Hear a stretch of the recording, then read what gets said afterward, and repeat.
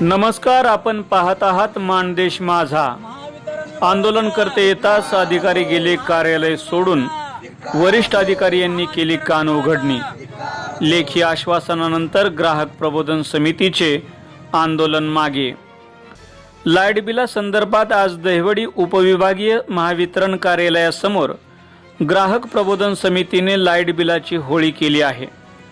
अधिकारी व कर्मचारी शेतकरी वर्गाला नाहक त्रास देत आहेत।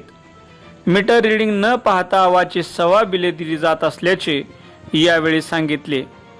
अनेक वेळा लेखी तसेच तोंडी सूचना देऊन देखील आपल्या विभागाचे कर्मचारी दुर्लक्ष करीत आहेत। वरिष्ठ पातळीवरून लक्ष घालून नवीन रिक्त पदे भरावीत, तसेच वीज बिल दुरुस्ती करून घ्यावीत व शेतकरी व वीज ग्राहक यांना न्याय द्यावा या मागणीसाठी आंदोलन आम्ही केले होते। ग्राहकांच्या समस्यांचे निरसन करण्यात येईल या लेखी आश्वासनानंतर हे आंदोलन मागे घेण्यात आले। दरम्यान पोलीस प्रशासनाच्या सूचनेनुसार गाढव मोर्चा रद्द करून फक्त ठिय्या आंदोलन करण्याचा निर्णय घेण्यात आला होता।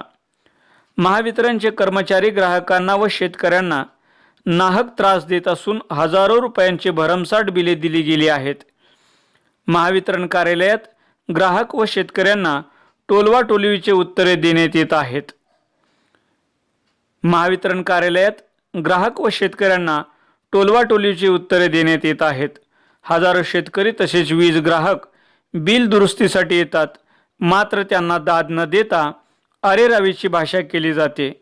या सर्व बाबी विरोधात हे आंदोलन करण्यात आले। आंदोलन करते येताच काही अधिकारी कार्यालय सोडून गेले होते। वरिष्ठ अधिकारी यांनी फोन करून त्यांची चांगलीच कान उघडणी केली।